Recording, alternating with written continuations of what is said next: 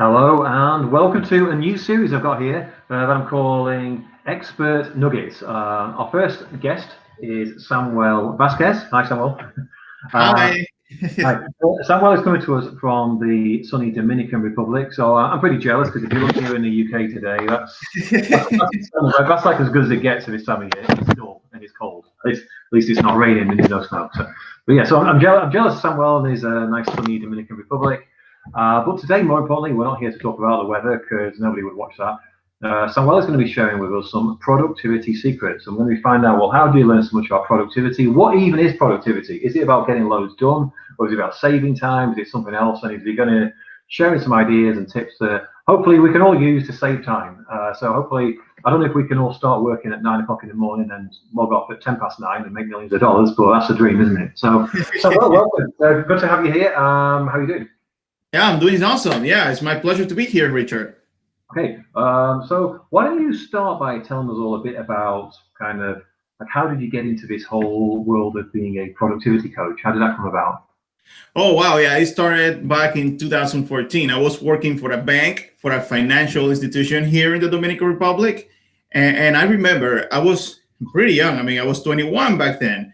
And back then, I used to be really smart about economy and financial stuff. And because of that, I was promoted to a junior executive position. It was fun. It was great. Oh wow, yeah, great opportunity. But it was the worst because back then I knew nothing about time management, organization, productivity. So it was like a hurricane for me to be supervising and reports and all that. It was. I mean, I almost died. I mean, I was 21 back then. And I looked like I was 50 or 40. I mean, I think I have some pictures of me back then. It was horrible. And I failed at that, let's say, opportunity. And that led me to study, to go deeply in time management. And here I am. Right now, I am the general manager of one of the largest nonprofits organization in the Dominican Republic. Actually, I have about 200 people under me. And yeah, and I am a musician and a lot of things. And I have my consulting coaching business. And I'm not dying. I mean, I'm feeling fantastic. And yeah, that's a little bit of the story. So is that bad job working for that non-profit and you've got 200 people under you? Is that a full-time job as well? And you're running your consultancy business? Yeah. Yeah. What else do you do with your time as well if you've got any time left after that? Well, I play the saxophone. I'm a musician. I organize events. I have organized about 11 concerts up until now in theaters and all that. So yes, and I belong to Toastmaster International. That's a leadership and communication club. Yeah. Actually, I used to be part of the board of that club. I used to be the secretary. Yeah, I do that. A lot of things. I am part of the Army of the Dominican Republic right now in the reserve, where I used to be very active for 5 years. So I know a little bit of the discipline and yes sir, no sir. So yes, that's a little bit of me. Wow. So obviously people are going to say, how do you get all that done? How do you manage all that? I mean, when we talk about productivity, I mean, I think this is an important point as well, because people think productivity, they think in terms of work, don't they? They think, how do I get all my work done? But it's not just that. It's like, how do you manage your personal life and your work life as well? Is there a strategy behind this? Yeah, actually, Richard, the most important thing. There's a lot of things that we can talk about, but we don't have enough time. Some of the concept that I love the most is that you win the battle before the battle starts itself. For example, if you read General Eisenhower, that general of the U.S. who used to lead the troops of the U.S. in the Second World War. For example, there's an amazing book called 11 Rings by the coach Phil Jackson, who used to coach the Lakers and the Bulls. Well, I'm talking to a lot of British people. Sir Alex Ferguson, the book Leading. Yeah, you win the battle, at least 80 to 90% of the battle before the battle starts. So what I mean is, if you are able to plan the night before properly, if you are able to control your mornings and control your mornings, get up early and start early with your biggest task, you have won at least 80 to 90% of the battle. Let's say that it is like scoring 2 goals in the first 20 minutes and you are 2-0 to zero ahead, and now it's your responsibility to keep the advantage. So yes, you win the battle before the battle starts. I know maybe for some people this is not new. We have heard this before. Okay, plan the night before and get up early. Yeah, but it's really so difficult for some people. But if you are able to master these two things, plan the night before and control your mornings, which means getting up early and start really early before everybody else starts and before the world, let's say, wakes up and start with its crazy dynamic. If you have your biggest task done early in the morning, actually it's scientifically proven, Richard, that you get more energy and desire to get more things done. And of course, you're going to be able to finish faster and much better. Okay, good, great stuff. Checking the comments. Gene says, love the content. So you're on track already. We've only just started here, Gene. So stick with us. We're going to go deep on this. Andy says, I think I've got my internal mic selected again, which is weird because it's not. But I don't know why. I don't know what to say. It's Be Live. This. I'm going to have to check it out separately. But never mind. Let's not worry about that. Let's press on. So I think that's interesting about the morning thing, because the morning routine is a big thing, isn't it? Like amongst entrepreneurs, he was going about, I do my morning routine, I get up and I do an hour of meditation, and I do 3 hours of yoga, and then I have a green juice, and then I climb a mountain, and then I do another hour of yoga, and then you're like, okay, so what fucking time do you start work? 3 p.m. How does that work? So what's your opinion on morning routines? Is it simply just get out of bed, set your alarm for a decent time, get out of bed, then do whatever the most important thing is? Is it literally that simple? Yeah. It doesn't necessarily have to be climbing a mountain and 3 hours yoga or something like that. I would love I achieve enlightenment, and then I start work. Oh my goodness, I would love to be a monk or something like that. To be doing, to be at that kind of level. No. It's being able to getting up early properly. It doesn't have to be 3 a.m. It can be something like 5 a.m. to 6 a.m. and being able to at least exercise. Let's start for 5 minutes or 10 minutes to at least exercise and prepare your mind and start early on your biggest task. I am assuming that you planned the night before, which can be a little challenging because I know that, you get home a little tired, and now at 10 p.m. or 9 p.m. you got a plan for the next day. But I am assuming that you planned the night before. You get up early, and let's say that you exercise and you meditate or pray. You have a decent or very good breakfast, and you start early with your biggest task. Let's say that it is making a post or whatever. When you do that and you have your task ready before everybody else starts, I mean, it's just you are winning the game. You are ahead. Yeah, but it can be simple. You don't have to be so complicated. But when you start mastering your mornings, you can maybe add more things. Maybe you can enroll at a gym and go to the gym very early in the morning. Yeah, but it's starting simple. So how important is getting up early? Because some people might be like, I'm not a morning person. I don't want to get up till 11 a.m. or whatever. Samuel, are you telling me I have to get up at 5 a.m.? Or is it just a matter of, well, just get started on the most important thing, whatever time you get up? Yeah. It is being able to start on your own thing before everybody else starts. Yeah, let's say, let me respect everybody. I would love to get people to, let's say, to assume this morning routine and become morning person. But I might guess that not everybody's ready for that. Let's assume that you are a night person. At least you can, let's say, adjust this thing that I am saying to the hour of the day where you are the most productive. Let's say that you are like people say, night owl. You love to be at night working. Like many musicians and arrangers. I know that many people who create music and symphonies.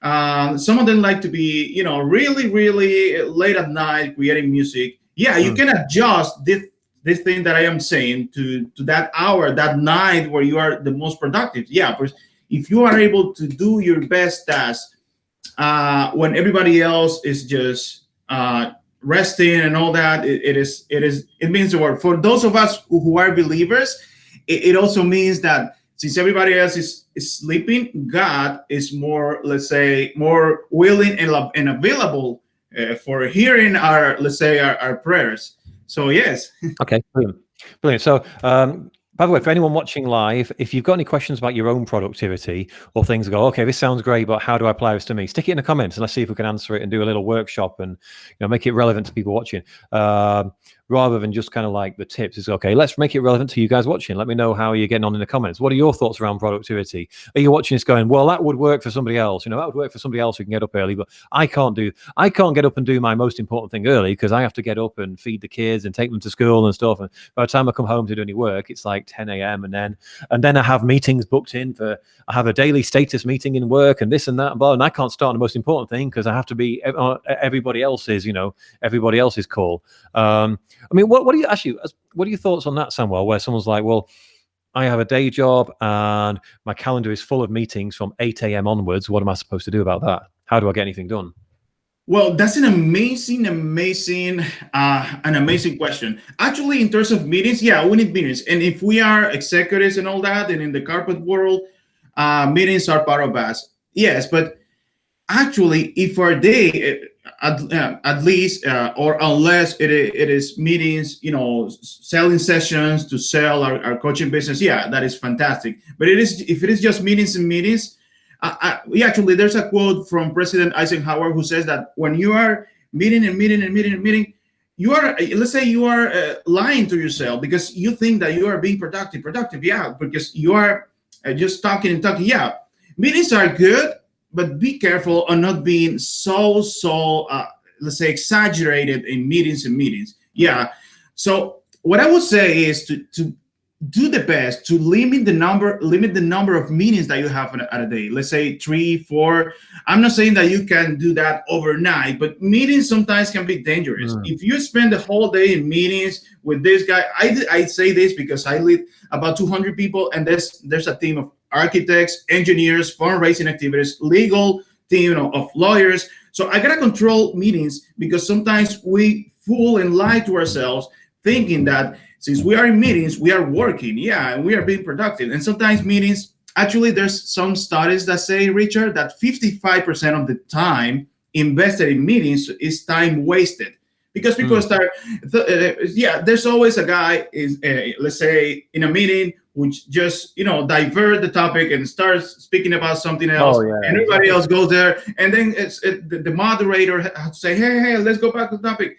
So, yes, it happens. So I would advise you to, from now on, start to limit the number of meetings because the power of rules, Richard, is so powerful when you establish rules and you say, okay, in my life, if you have a boss, you can talk to the boss, or if you are the owner, you have to establish a rule that says, okay, I don't have more than 3 meetings a day or 4 meetings because I need to work on my business. I need to create posts. I need to talk to my clients. So yes, be careful with the meetings. Yeah, because they are a little bit dangerous. So when you work with people, do you tend to work with people who are more people like me, like, coaches and consultants who work for themselves, who have the power to decide? Or are you working with more people who have day jobs who might say, the boss was in the meeting, I can't tell him to, get lost? Yeah, both. Right now, I'm working with someone who is in the corporate world, and that's one of his biggest challenges, by the way. Meetings and meetings and meetings, and that's one of the things that he shared with me is that his dream, let's say his perfect day is to be able to just have two meetings a day. Yeah, but he has the capacity to talk to his boss and maybe make some agreement with his boss about all the demands and all the things that he has to do with his work itself, and then all the meetings. So yeah, I am working with him. Okay. In a way that he can talk to his boss. Yeah.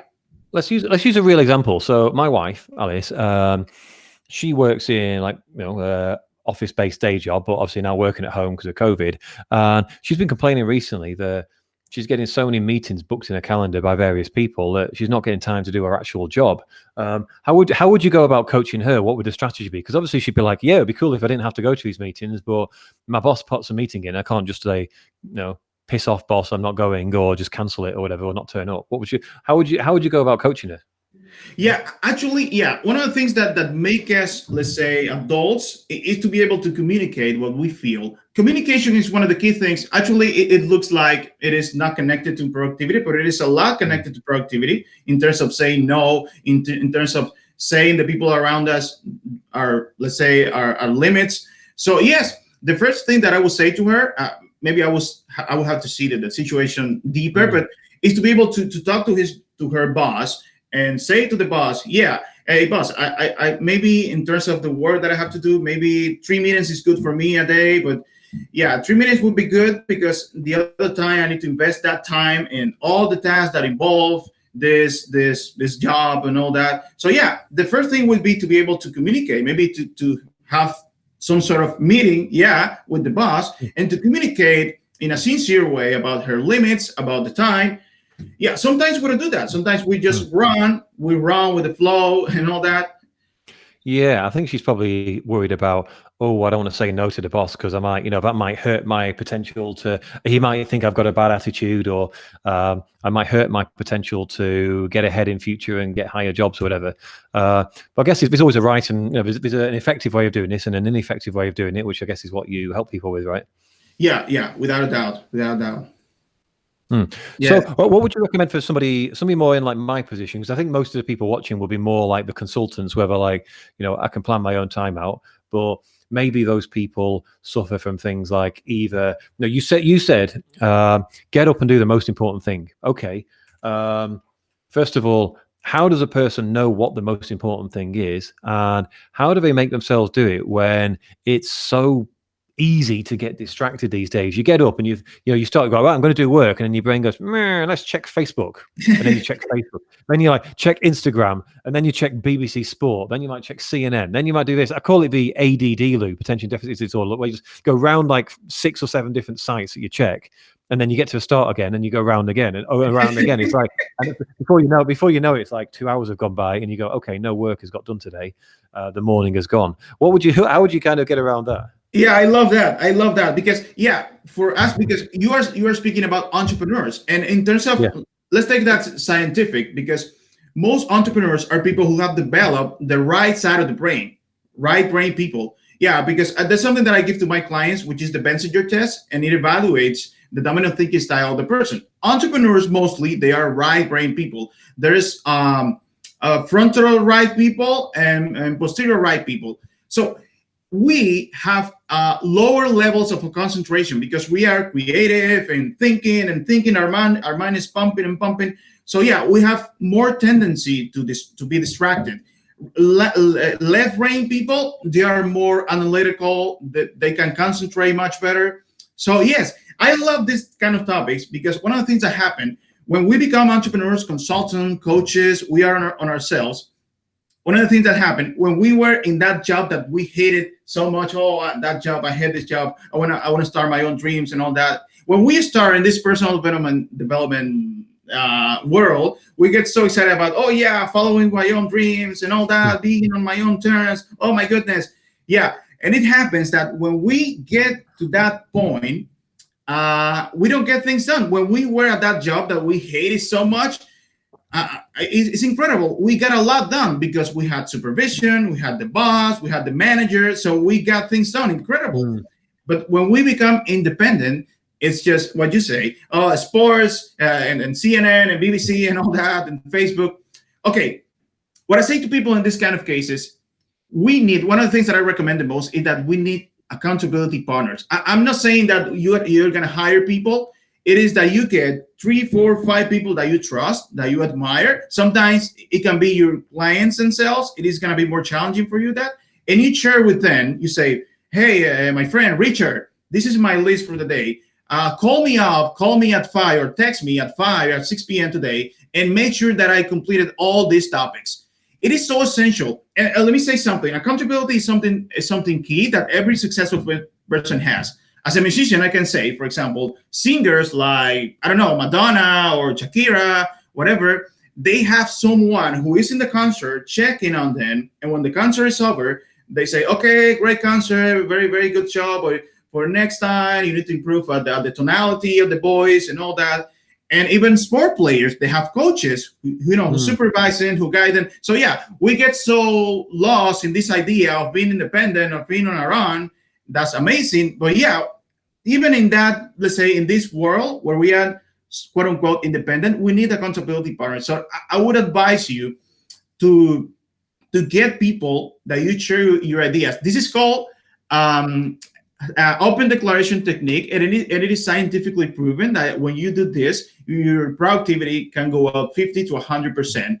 Actually, there's a concept called psychological necessity. Many people know this concept from the book High Performance Habits, but many of these concepts come from Benjamin Franklin and come from the Roman Empire and all that. So yes, get a accountability partner, and you're going to see that your distraction, I'm not saying that's going to be 100% perfect, but you're going to say that you're going to be more focused because now you have people, you have a positive pressure. You have people that are expecting that you do something. Okay, pretty cool. Question here from Alison. You've mentioned President Eisenhower quotes a couple of times. Are there any books you would recommend that talk about good time management and productivity tips, either about him or otherwise? Oh yeah, there's a book called Eat That Frog from Brian Tracy, a Canadian businessman. Actually, I got the opportunity to meet him personally in 2016 here in Santo Domingo, Dominican Republic. So yeah, that's an amazing book. Another one is The Perfect Day Formula by Craig Ballantyne. That's an amazing one. I would recommend, we know the book Getting Things Done by David Allen. That's another one. So yeah, I can go on and on. Okay. And I'll put in the comments. So Eat the Frog, The Perfect Day Formula, Getting Things Done. Sounds pretty cool. So let's talk about kind of, I want to understand kind of, I think that one problem with productivity and kind of what you sell as productivity coaching, I think a lot of people will think, oh yeah, productivity coaching, other people need that, but I'm fine. To be honest, that's exactly what I think. I'm like, yeah, I can manage my own time. I don't need no help from some productivity coach. How does a person know if they're not being as productive as they could be? I mean, how does a person know if they need your help or not? Oh yeah, I know. That's amazing, because we human beings, naturally, we are generic. We don't measure things. We assume things. That's our nature. We are genetic. We say, I want something. I want to be rich. I want money. So we are not specific. Yeah. Or we say, I'm doing good, or I'm not doing good. So what I say to people, you got to be able to measure your results. So what I would say is, I am assuming that at least people watching this, at least we do this thing that we know, to-do list. Yeah. And we at least somehow plan our day. Somehow, it doesn't matter how, but we are doing it. Let's say. So you got to be able, let's say, to not only do that, you got to be able to scale to the stage where you plan your week, Richard. You plan your whole week, let's say the Sunday evening or whatever, you plan your week with 10 goals. And at the end of the week, let's say on Friday or on Saturday, you measure how you did. You measure your results. You say, okay, I achieved 60% or 70%. I'm not doing so good, or 80%. One of the things that I found, because I love with my heart to study human behavior, one of the things that I find is that 90% of coaches, they only get done about 20 to 45% of the things that they say they are going to do in the week. So you gotta be able to measure. Again, don't be like everybody else. People are generic. People don't measure. People say, I'm doing good or I'm not doing good. I want money. I don't want money. You got to be specific. So measure your results and see if you do what you said you're going to do.